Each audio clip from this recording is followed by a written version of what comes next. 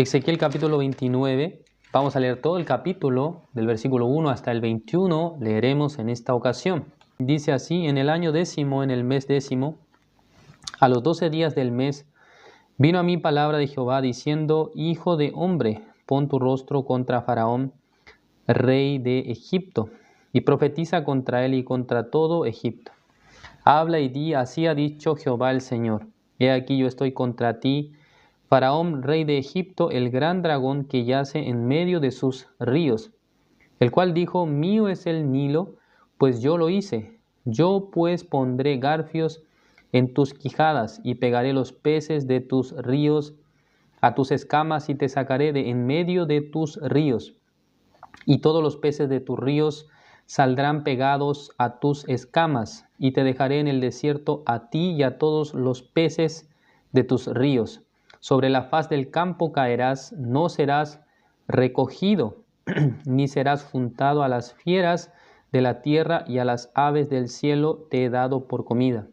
Y sabrán todos los moradores de Egipto que yo soy Jehová, por cuanto fueron báculo de caña a la casa de Israel. Cuando te tomaron con la mano, te quebraste y les rompiste todo el hombro, y cuando se apoyaron en ti, te quebraste y les rompiste sus lomos enteramente.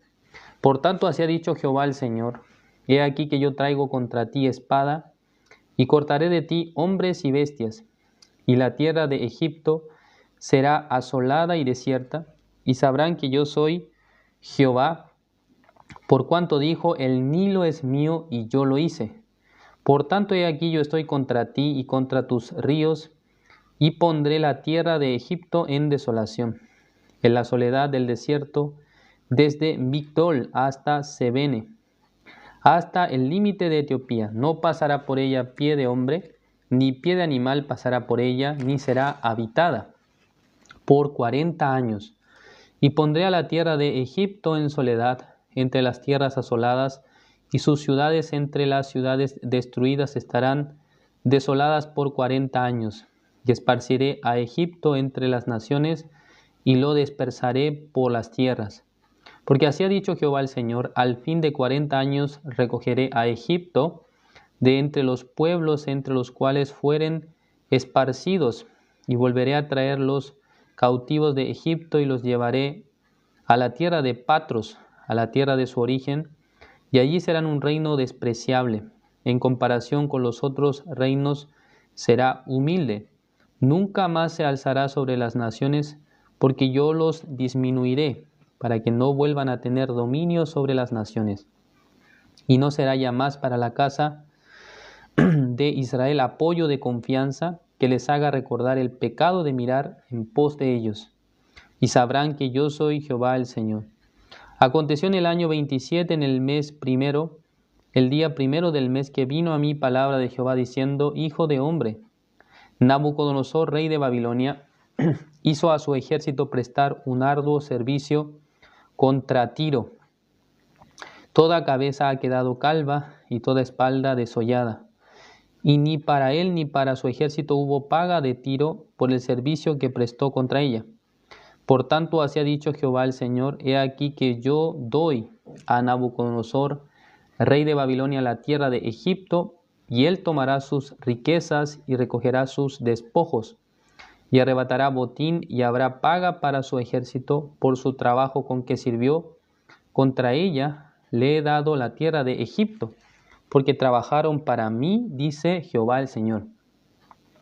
En aquel tiempo haré retoñar el poder de la casa de Israel, y abriré tu boca en medio de ellos, y sabrán que yo soy Jehová. Hasta el versículo 21 hemos leído en esta ocasión. Ok, buenas tardes a todos una vez más.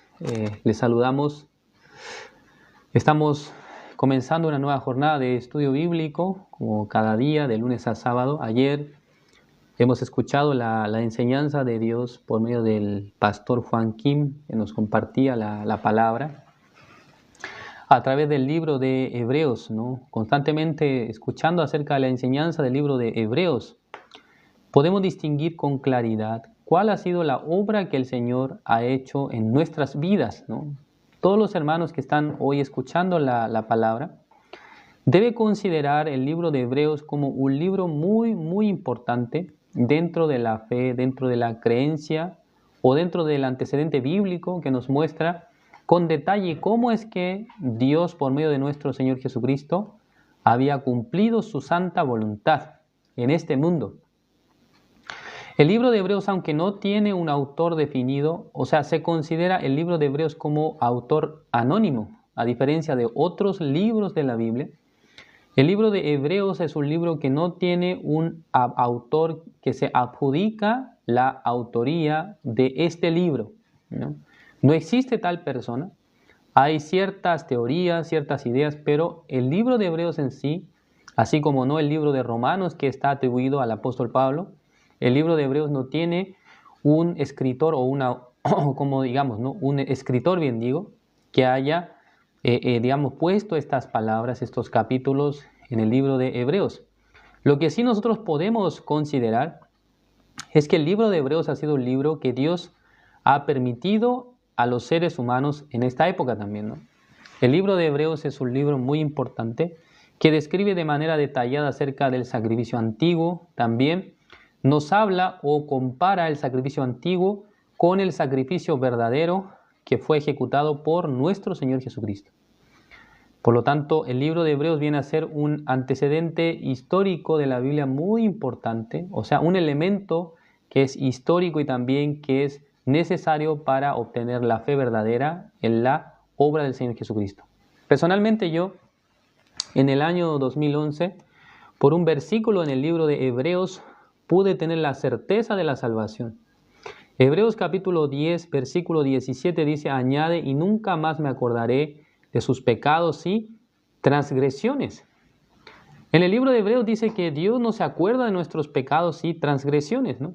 Entonces es una particularidad porque normalmente los seres humanos, que son mucho más limitados en lo que respecta a capacidad mental, a capacidad intelectual que Dios, pero ellos, o sea, en el caso de los seres humanos, nos acordamos de los pecados que cometimos, ¿no?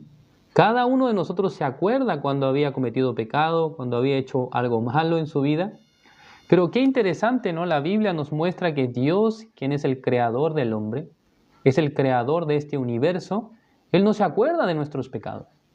Pero luego en el versículo 18 nos describe la razón más precisa. ¿Cuál es la razón? Dice que ya no queda más ofrenda por el pecado. Es decir, que hubo un pago por medio de nuestro Señor Jesucristo para poder, digamos, pagar por el pecado del mundo. Entonces Dios, como si fuera que ya considera que este saldo, esta cuenta ya está pagada, ¿no? Ya no hay más que nosotros podamos pagar a Dios por el pecado, porque ya se ha hecho la ofrenda perfecta, la ofrenda, o sea, la ofrenda completa por medio de nuestro Señor Jesucristo. Ese es el antecedente más importante que aparece en el libro de Hebreos. Hoy estamos leyendo el libro de Ezequiel y precisamente el tema de hoy es el báculo de caña. No sé muy bien los hermanos, tal vez con la palabra báculo puede ser un poco difícil de entender, pero vamos a colocar el nombre bastón, ¿no? Bastón. Un bastón, ¿no? ¿Para qué sirve, hermano? El bastón sirve para poder apoyarse. Cuando ustedes caminan en algún lugar, cuando ustedes van a alguna parte, si alguien tiene problema de sus piernas o de su pie, puede utilizar, ¿no? Un bastón, ¿no? Habitualmente, o sea, la gente que ya tenga edad, que le cuesta para sostenerse en pie por su propia condición de sus piernas, tiene que utilizar un bastón, ¿no? O alguna persona que tuvo algún accidente también, a veces debería usar bastón. En mi caso, más que bastón, lo que yo tuve que utilizar fue una muleta. ¿Por qué razón? Cuando tuve el accidente hace años atrás, hace algunos años, no podía realmente ponerme de pie, o sea, por mi fuerza, ¿no? Sino que tenía que usar una muleta. Entonces, ¿cuál es la función del bastón, de la muleta? Tiene que soportar en cierta manera el peso del cuerpo de la persona que lo está usando. Lo interesante acá, en el versículo 6, El profeta Ezequiel, que ha recibido la revelación de Dios, había descrito a la nación de Egipto como un báculo o un bastón de caña. Esta alusión que hace el profeta Ezequiel a este elemento báculo, ¿no? Algo donde uno se puede sostener, pero el hecho de que sea de caña se refiere, es un báculo, una madera muy endeble. Todos entienden, ¿no?, lo que es endeble, ¿no? Es decir, que es una madera débil, que con un poco de peso se va a quebrar. Por eso, para hacer bastones, se usa otro tipo de madera, mucho más dura. Pero utilizar caña, que es una madera, o sea, hueca, ¿no?, en su interior, entonces no es una madera resistente. Por lo tanto, el hecho de decir que está hecho un báculo de caña se refiere a una madera que no puede soportar bien el peso de quien lo utiliza. ¿Es correcto? Bueno, acá en el versículo 1 está describiendo el tiempo en el que había sido, o sea, dictada una profecía contra la nación de Egipto. Recordemos que en la Biblia, en el libro de Ezequiel, la primera gran profecía que aparece es hacia la nación de Tiro. Y luego la segunda gran profecía es la profecía hacia la nación de Egipto. Entonces, desde el versículo 1 dice el año, el mes y el día en que se había ejecutado esta profecía. Dice, en el año 10º, en el mes 10º, a los 12 días del mes, vino a mí palabra de Jehová diciendo: Hijo de hombre, pon tu rostro contra Faraón, rey de Egipto. Ya acá en el versículo 1 dice que en el año 10º, en el mes 10º, vino esta profecía de parte de Dios por medio de su siervo, el profeta Ezequiel, hacia Egipto, ¿no?, hacia la nación de Egipto, quien es dirigida por el rey Faraón. ¿Es correcto? Pero cuando nosotros vemos en la historia que la Biblia nos describe, dice que el año anterior, o sea, en el año noveno, Dios había permitido que la nación de Judá fuera sitiada, la ciudad de Jerusalén fuera sitiada por medio del rey Nabucodonosor. ¿Es correcto? Así está, en la Biblia está escrito que por medio de Nabucodonosor había sido sitiada, ¿qué cosa? La ciudad de Jerusalén. ¿En qué año ocurrió esto? Ya vamos a buscar entonces, ¿no?, la Biblia. Vamos a buscar el libro de Jeremías. A ver, Jeremías capítulo 37.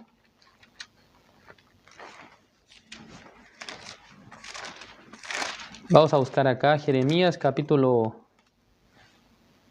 37.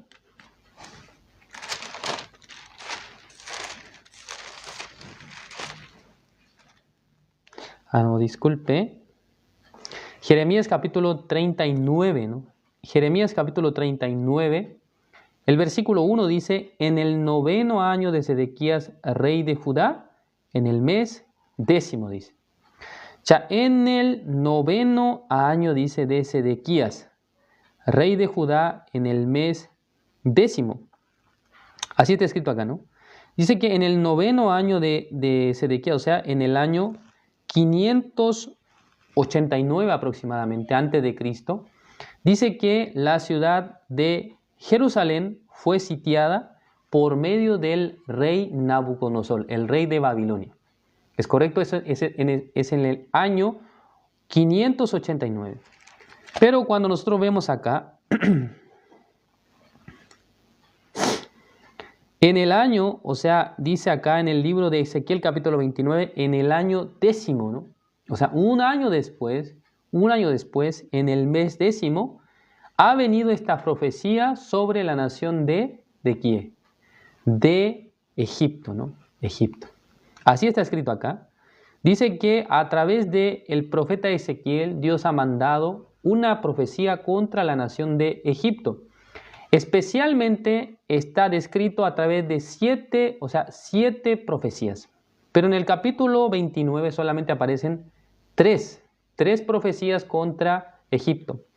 Lo primero dice acá, en el versículo 2, Hijo de hombre, pon tu rostro contra Faraón, rey de Egipto, y profetiza contra él y contra todo Egipto. Habla y di, así ha dicho Jehová el Señor, he aquí yo estoy contra ti, Faraón, rey de Egipto, el gran dragón que yace en medio de sus ríos, el cual dijo, mío es el Nilo, pues yo lo hice. O sea, acá en esta primera parte de la profecía que Dios ha dado contra la nación de Egipto, podemos ver el síntoma de los egipcios o del rey Faraón era la arrogancia, ¿no? Porque ¿qué es lo que está diciendo? Está diciendo que ¿de quién es el río Nilo? Dice.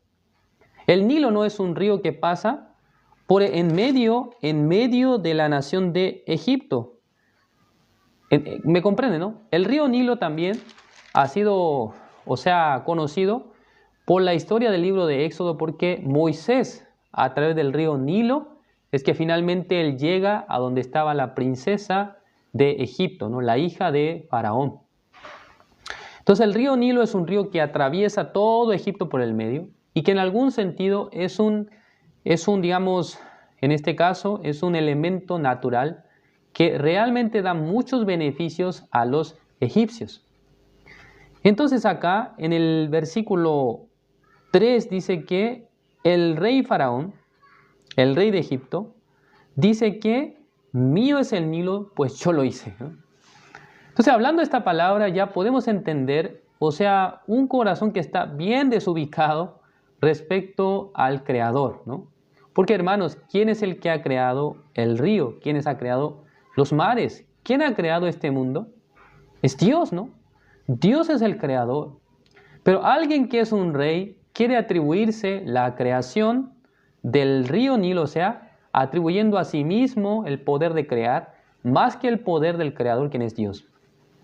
Eso es un síntoma de, arrogancia. Además, acá otro elemento que aparece, el versículo 3, ¿cómo es que está describiendo al rey de Egipto? Lo describe como el gran dragón. Entonces, en la Biblia, hermanos, nosotros podemos ver que hay dos tipos de animales, que describe la Biblia como representativos de la imagen de Satanás. Una es la serpiente, ¿no? Por eso en el libro de Apocalipsis dice que la serpiente antigua, dice. Pero otro vocabulario, otra palabra que recibe, el nombre de Satanás es el dragón, dice, el gran dragón. Entonces es una imagen clara de que Satanás es quien ha promovido en el hombre este sentimiento de orgullo, ¿no? De soberbia. ¿Qué tipo de soberbia es la que Satanás ha transmitido a los hombres? El que el hombre piense que por sí mismo ya puede crear, por sí mismo puede vivir, que no tiene necesidad de la existencia de Dios. ¿No es así? No tiene la necesidad de la existencia de Dios. No tiene necesidad del poder de Dios, sino que por sí mismo quiere ser, digamos, levantado. ¿Es correcto? Por eso cuando nosotros vemos la Biblia también, o cuando Moisés dice que levanta la serpiente, ¿no? en el desierto, esta serpiente ya tiene dos tipos de significado. El primero, nuestro Señor Jesucristo dice que iba a ser levantado en la cruz, ¿no? Por nuestros pecados. Pero la figura de una serpiente Satanás está recibiendo el juicio. Satanás está recibiendo el juicio a través del sacrificio de nuestro Señor Jesucristo, porque el símbolo de la serpiente es Satanás.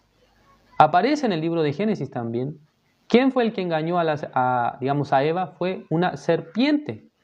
Aunque Satanás fue el que se había apoderado, una especie de posesión de este animal, pero la figura de la serpiente aparece claramente en el libro de Génesis. Entonces, esta imagen, ¿no? de un rey, en este caso el rey de Egipto, el rey Faraón, es la imagen de una persona que piensa que realmente él ha creado algo, o que él es dueño, en este caso, del río Nilo. El versículo 4 dice, yo pues pondré garfios en tus quijadas, y pegaré los peces de tus ríos a tus escamas y te sacaré de en medio de tus ríos, y todos los peces de tus ríos saldrán pegados a tus escamas.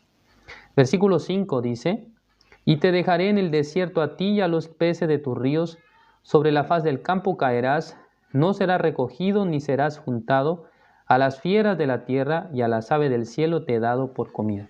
Está hablando de una inminente destrucción. Ahora, Dios habitualmente cuando profetiza la destrucción de alguna nación, en el caso de Israel, por ejemplo, en el caso de Judá, ¿a qué nación Dios estaba utilizando? ¿O cuál era la mano fuerte de Dios para destruir? Primeramente, en el año 9, como hemos visto en el libro de Jeremías, Jeremías capítulo 39, ¿cuál fue la mano poderosa que Dios utilizó para derribar a la nación de Judá? Él ha utilizado al rey de Babilonia, es Nabucodonosor. Por eso en la Biblia también, a Nabucodonosor, Dios ¿cómo le ha llamado? Dios le ha llamado que Él es su siervo, dice. ¿Es correcto? Dice, Él es mi siervo. Nabucodonosor ha sido una herramienta de Dios para destruir a la nación de Judá.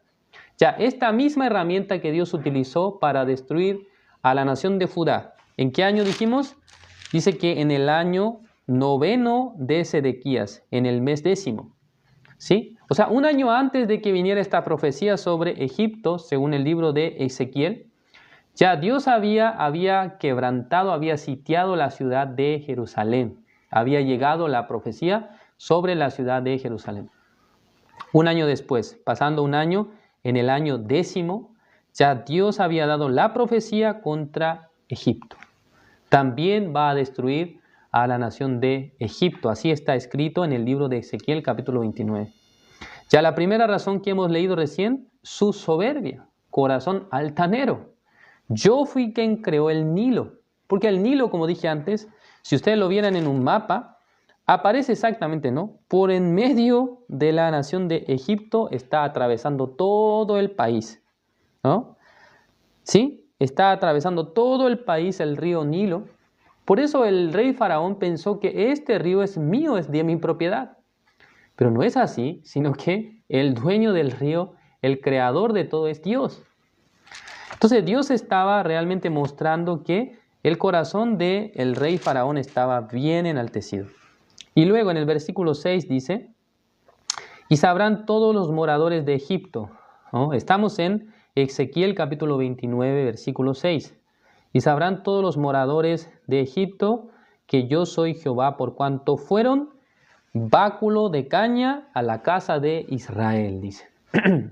Ya acá quiero explicar un poco esto porque es el tema principal del día de hoy. Aunque el capítulo 29 nos habla sobre la profecía, 3 profecías sobre la caída de Egipto. Pero especialmente yo quiero enfocarme en este concepto, ¿no? Báculo de caña. Ya como mencioné al principio en la introducción, el báculo, ¿no? Equivalente a un bastón, es un elemento que se utiliza para apoyarse, ¿no? Para poder apoyarse en él. Pero el hecho que sea de caña viene a ser un báculo, o sea, un bastón débil. ¿Ah? Es un bastón muy débil. Acá en el versículo 6, dice que fueron báculo de caña ¿a quién? A la casa de Israel. Ya este concepto o estas palabras que el profeta Ezequiel está declarando contra los egipcios es precisamente lo que acontece en el capítulo 42 del libro de Jeremías. Ya antes de yo explicarles, mejor vamos a leer el libro de Jeremías, capítulo 42. Nosotros tuvimos el estudio de Jeremías hace tiempo, entonces tal vez ustedes no recuerdan bien. Vamos a ver acá, el capítulo 43. Jeremías capítulo 43. Ya, ¿qué es lo que está describiendo acá? Está describiendo que, está describiendo que cuando Dios había dicho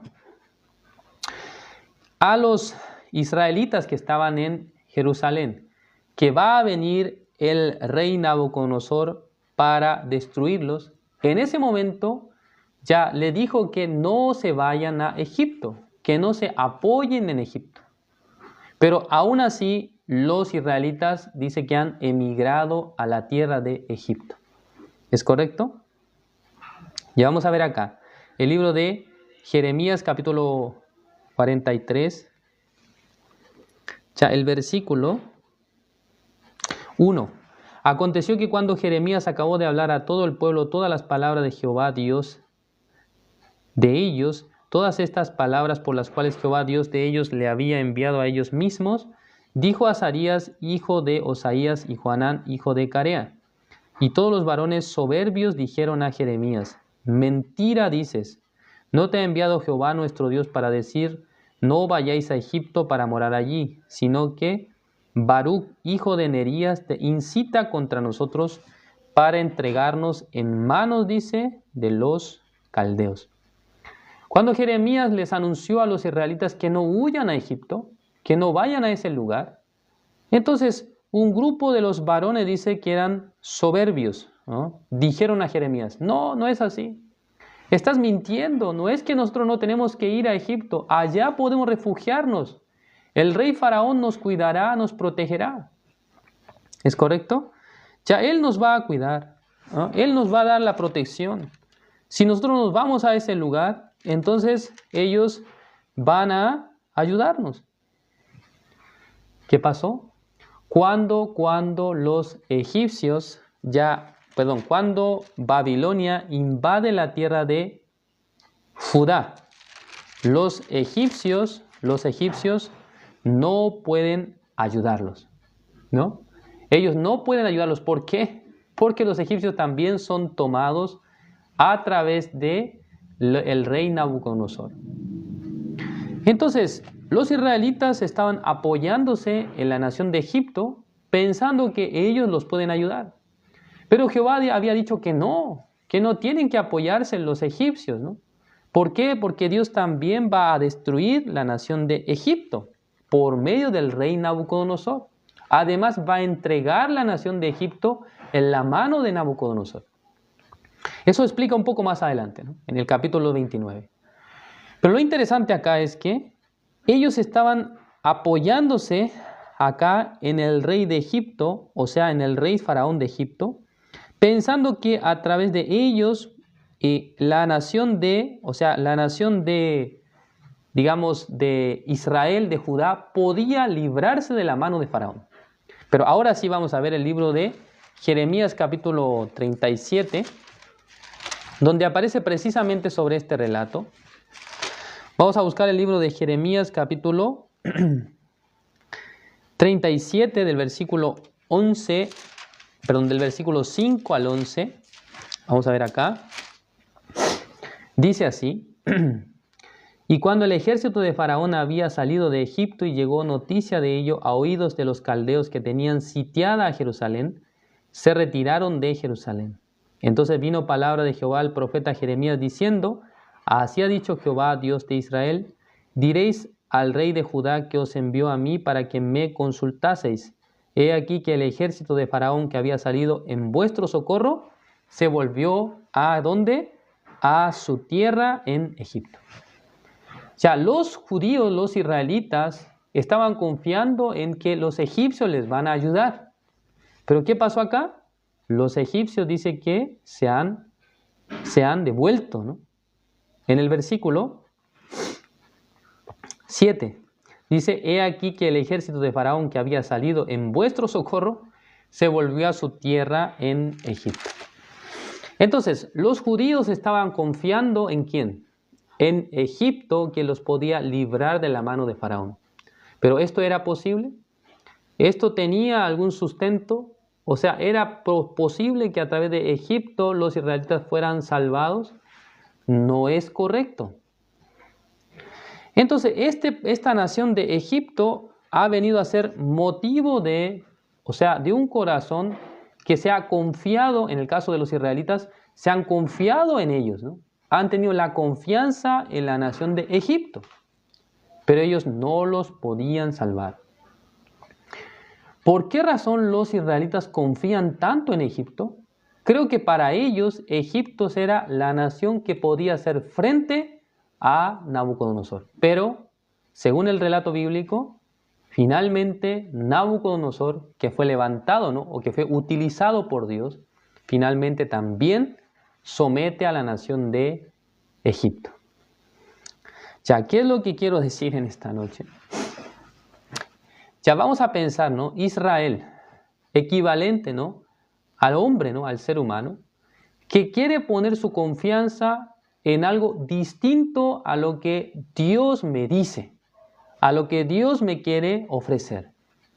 O sea, Egipto viene a ser un ejemplo de una nación, o sea, equivalente a algo en lo que ustedes quieren confiar, algo en lo que ustedes quieren apoyarse aparte de Dios. ¿Entienden? O sea, Egipto viene a cumplir este rol. Por esa razón, ¿qué es lo que Dios quiere hacer con Egipto? Quiere destruirlo, ¿no? Quiere acabar con ellos. ¿Para qué? Para que ya los israelitas no pongan más su confianza en Egipto. ¿Me comprenden? Ya esto viene a ser, o sea, un motivo para que Dios realmente destruya la nación de Egipto. Para que ya los israelitas no pongan su confianza en ellos, porque no debería colocar su confianza en Egipto, porque los egipcios, aunque sean una gran nación, o eran una gran nación, un gran imperio, pero no es lo mismo que ellos pongan su confianza en Dios que pongan su confianza en Egipto. Los israelitas cuando salieron de Egipto, en el tiempo del Éxodo, cada vez que había alguna situación, cada vez que había alguna dificultad en los israelitas viviendo en el desierto durante 40 años, ellos sacaban el tema, ¿no? En Egipto nosotros estábamos mejor. En Egipto nosotros podíamos comer carne de vaca, carne de cerdo. Pero acá no tenemos, solamente comemos maná del cielo. Así ellos se quejaron. Ponían ejemplo Egipto. ¿Es correcto? Entonces, en esta parte de la Biblia yo podía pensar, ¿por qué Dios quiere destruir a los egipcios? Ya, vamos a ver acá un poco más abajo. En el versículo 8, por tanto, así ha dicho Jehová el Señor, he aquí que yo traigo contra ti espada y cortaré de ti hombres y bestias. Y la tierra de Egipto será asolada y desierta, y sabrán que yo soy Jehová, por cuanto dijo, el Nilo es mío y yo lo hice. Por tanto, he aquí yo estoy contra ti, contra tus ríos, y pondré la tierra de Egipto en desolación, en la soledad del desierto, desde Migdol hasta Sebene. Ya, estas ciudades de Migdol y Sebene son extremos de la nación de Egipto. Ya, si pudiera mostrarle, ¿no?, un mapa, pero esto, cuando dice Migdol, es decir que la parte norte del país de Egipto, y Sebene es la parte más austral, la parte sur. Entonces, cuando dice que desde Migdol hasta Sebene, se refiere a que toda la nación ya será destruida. A eso se refiere. ¿Sí me comprenden? Es decir, de un extremo al otro.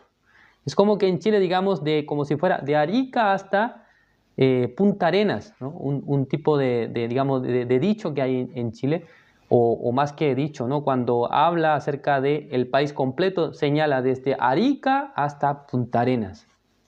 De la misma manera sería equivalente a decir desde Migdol hasta Sebene. Por eso dice, hasta el límite de Etiopía. No pasará por ella pie de hombre, ni pie de animal pasará por ella, ni será habitada. ¿Sí? Va a destruirla, eso quiere decir, ¿no?, es una destrucción completa del reino de Egipto. Quiere desaparecerlo, no quiere que ya esté más levantado como un reino poderoso, como un imperio poderoso. Luego menciona que durante 40 años estará así. Según los teólogos, dicen que estos 40 años puede que se refiera a un número simbólico, porque el número 40, hermanos, aparece, por ejemplo, en el tiempo en el que los israelitas estuvieron en Egipto durante 40 años. Perdón, estuvieron en el desierto durante 40 años. Se refiere, el número 4 se refiere al número del padecimiento y sufrimiento. Por eso también en el diluvio, en el tiempo de Noé, aparece el número 40, 40 días, 40 noches. Y luego, en el momento en el que nuestro Señor Jesucristo había ayunado, otra vez aparece el número 4, es decir, 40 días de ayuno. Está apareciendo de esa manera, ¿no? Entonces, algunos piensan que esto es simbólico, otros dicen que tal vez estos 40 años, se refiere al tiempo en el que Babilonia fue, o sea, en el que Egipto estuvo bajo el yugo de Babilonia. Más o menos eso fue del año 568 a.C. hasta el año 525. Algunos dicen que puede referirse a este periodo, ¿no?, de 40 años, pero no hay una certeza al respecto. Lo que sí es certero es que la nación de Egipto, después de haber sido invadida por medio del rey Nabucodonosor, quien era el siervo, ¿no?, el siervo de Dios, así lo describe en el libro de Jeremías, es quien estaba siendo utilizado por Dios, por la mano de Dios. Ellos han hecho caer a la nación de Egipto. Pero acá una parte interesante. En el versículo, veamos acá el versículo 15, en comparación con los otros reinos será humilde, nunca más se alzará sobre las naciones, porque yo los disminuiré para que no vuelvan a tener dominio sobre las naciones. Ya dice que pasando 40 años, los egipcios otra vez se levantarán, pero ya no como una nación poderosa, sino que dice como un reino despreciable. O sea que nunca más va a tener dominio, dice, sobre las naciones. ¿Es correcto? Y luego dice, y no será más ya la casa de Israel y no será ya más para la casa de Israel apoyo de confianza. O sea que nunca más los israelitas pondrán su confianza en Egipto cuando hay alguna situación, cuando hay algún problema. Entonces, ¿por qué Dios está quitando este bastón, este báculo de Egipto para los israelitas? Para que los israelitas no coloquen más su confianza en Egipto. Ya mirándolo desde el punto de vista espiritual o desde el punto de vista de la vida de creencia, Dios asimismo quiere eliminar todas las cosas que a nosotros nos hagan confiar en nosotros mismos. ¿Entienden? Ya Dios quiere que el hombre no ponga su confianza en ninguna otra cosa que no sea el Señor. Por eso Dios quiere acabar con todas las cosas en las que nosotros pongamos nuestra confianza. Porque de esa manera solamente el ser humano, ¿a quién buscará? ¿A quién buscará el hombre? Realmente el hombre buscará a Dios con toda certeza. Si no tienen que apoyarse, por ejemplo, la sabiduría viene a ser un elemento en el que la gente se puede apoyar, ¿no? La inteligencia, la economía y algunos elementos que son positivos en nuestra vida, ¿no? Por ejemplo, en el caso de Moisés, ¿ustedes saben qué edad tenía Moisés cuando sale de la tierra de Egipto? Cuando Moisés sale de Egipto hacia el desierto de Madián, tenía 40 años según el relato bíblico. Pero cuando él regresa para guiar a los israelitas, ¿qué edad tenía? Tenía 80 años. Es decir que Dios, todo lo que había aprendido con los egipcios durante 40 años, en Egipto, obviamente como el príncipe de Egipto es Moisés, le hizo perder toda la confianza en sí mismo mientras estuvo en Madián. ¿Por qué Moisés hablaba con los animales en ese lugar? Tenía que llevar a las ovejas, a los ganados. Entonces, digamos que Dios hizo que Moisés perdiera la confianza en todo lo que le pertenecía. Por ejemplo, su sabiduría, la inteligencia que había recibido por los egipcios, porque son personas que estudiaban bastante, muy sabios. Y luego sobre su capacidad física, porque saliendo de Egipto tenía 40 años. Es decir, que una persona con vitalidad. Pero ya teniendo 80 años ya es una persona que ya su fuerza ya ha disminuido bastante. Entonces, para que Moisés no tenga nada en que apoyarse en sí mismo, Dios le ha permitido regresar después de 40 años. ¿Sí me comprenden? Para que ya Moisés no confíe en nada de sí mismo. Entonces, de la misma manera, Dios está haciendo con los israelitas. Acá está escrito, dice, y no será ya más para la casa de Israel apoyo de confianza. Nunca más Egipto será una nación en la que los israelitas se puedan apoyar porque ya no serán una nación grande, sino que dice que serán un reino despreciable. O sea, Dios a propósito hizo caer a la nación de Egipto para que ya los israelitas nunca más se apoyaran en Egipto. Finalmente, ¿no? ¿Qué es lo que hace Dios? Le dice al rey de Babilonia o a la nación de o sea, al rey Nabucodonosor, rey de Babilonia, que le va a dar como recompensa. ¿Qué cosa le va a dar como recompensa? La tierra de Egipto. Le va a entregar a él, dice. ¿Por qué cuando Dios utilizó a Nabucodonosor para atacar la tierra de Tiro, dice que ellos no consiguieron nada? Es correcto, no hubo paga, dice, de Tiro por el servicio que prestó contra ella. Dios había utilizado a Nabucodonosor para atacar a la nación de Tiro, pero dice que no recibió retribución, no recibió nada de paga. Entonces ahora Dios dice que su paga será Egipto. Todas las cosas que pertenecen a Egipto, ahora yo se las entrego en la mano del rey Nabucodonosor. El versículo 19. Por tanto, así ha dicho Jehová el Señor, he aquí que yo doy a Nabucodonosor, rey de Babilonia, la tierra de Egipto, y él tomará sus riquezas y recogerá sus despojos y arrebatará botín y habrá paga para su ejército. Dios está pagando por el servicio de Egipto, dice, por el servicio de el rey Nabucodonosor. ¿Qué servicio se refiere? Cuando fue destruida o cuando fue atacada la nación de Tiro. Ya como he comentado en estudios anteriores, según la historia de Tiro, en realidad Nabucodonosor, aunque estuvo durante 13 años invadiendo la nación de Tiro, no pudo destruirla.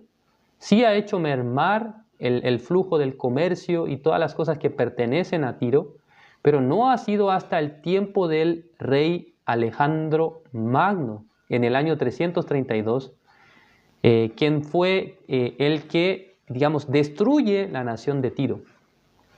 En otros estudios yo había descrito sobre esto, ¿no? Que por medio de por medio de un plan bien urgido, por medio del rey Alejandro Magno, el emperador Alejandro Magno, en ese momento ellos destruyen la nación de Tiro, ¿no? Destruyendo la ciudad que está en la costa, la ciudad que pertenece a Tiro. Luego, con los escombros de la ciudad, habían hecho un dique para pasar hasta la zona de la isla de Tiro. En ese momento destruye, ¿no?, esa ciudad, somete a los habitantes de Tiro. Aparece ese relato, ¿no? Pero en el tiempo de Nabucodonosor no pudo ocurrir aquello. Entonces Dios dice, voy a dar el pago, porque ustedes no recibieron pago. ¿Por qué?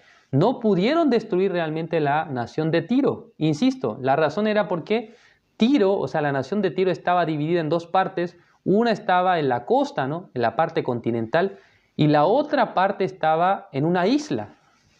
Por lo tanto, Nabucodonosor no tuvo la sabiduría, la expertise para destruir esa nación que estaba en la isla, pero Alejandro Magno sí tuvo esta pericia, sí supo cómo trabajar, sí supo cómo destruir esta nación.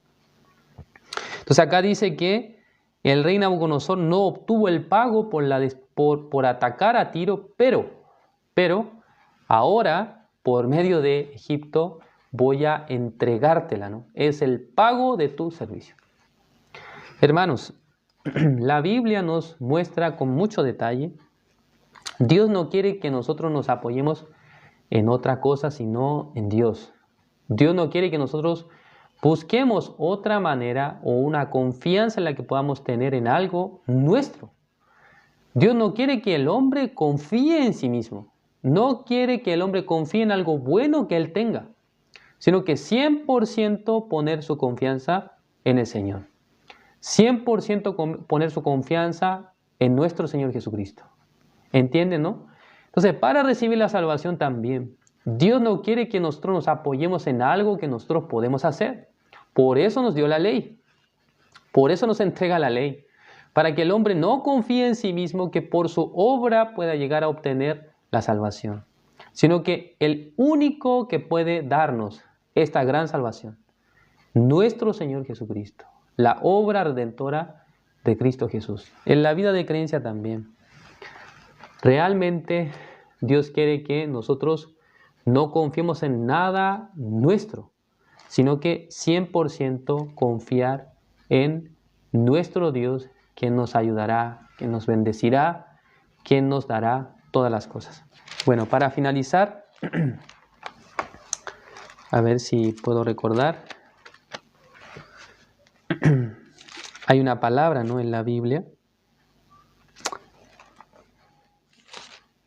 Ya me parece que es Jeremías. Vamos a buscar.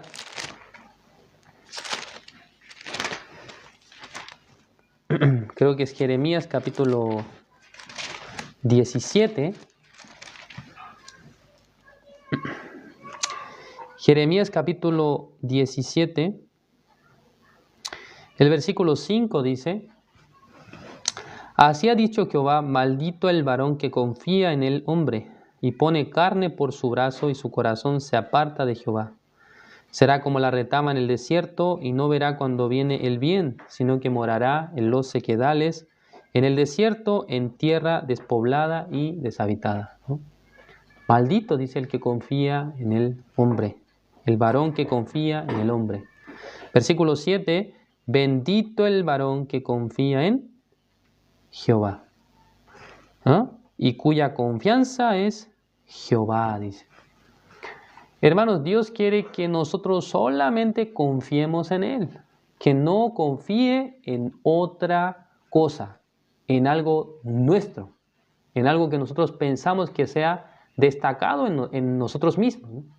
Egipto representa esto, ¿no? Un motivo de que la nación de Israel confiara en Egipto. Dios lo destruye. ¿Para qué? Aunque lo hace, lo levanta otra vez, o sea, lo levanta después de 40 años según el libro de Ezequiel, pero ya no como un reino poderoso, sino como un reino, dice, menospreciable. ¿Para qué? Para que Israel no confíe en él. Ya no va a poner más su confianza en Egipto. Entonces, ¿en quién va a poner la confianza Israel? ¿O en quién debería poner la confianza? En Dios solamente. Por eso acá dice, bendito el varón que confía en Jehová y cuya confianza es Jehová. Espero que todos los hermanos puedan ver con claridad acerca de ello. Cualquier elemento que sea motivo de confianza en ustedes mismos, ¿qué es lo que hace? Interrumpe que nosotros podamos confiar en Dios 100%, ¿no? Cualquier cosa que ustedes tengan por bien en sus vidas, sea lo que sea, ¿no? Sea cualquier cosa, Dios quiere, como si fuera eliminar, ¿no? Dios quiere quitar para que solamente tengamos la confianza en nuestro Dios. Gracias por su atención. Vamos a orar para terminar. Dios Padre, Señor, le agradecemos. En esta noche nos ha permitido su palabra. Estamos muy agradecidos porque en realidad Dios nos muestra por su palabra. No desea que el hombre se apoye en sí mismo ni en ninguna condición positiva que podamos tener, sino que 100% el Señor nos quiere enseñar a apoyarnos en Él, a buscar en Él, a confiar en su promesa, en su poder, en su capacidad. Todas las personas que confían en Dios, todas las personas que ponen su confianza en el Señor, dice que son benditos. Señor, los hermanos, las hermanas y todos los oyentes, que no pongan ni una confianza en otra cosa que no sea nuestro Dios. Enséñanos, Señor, cómo podemos realmente vivir esta vida en la que no nos apoyemos en nada nuestro, sino que todo 100% sea por el Señor. Gracias por todo, encomendando en sus manos todas las cosas. Oramos en el nombre de su Hijo amado, nuestro Señor Jesucristo. Amén.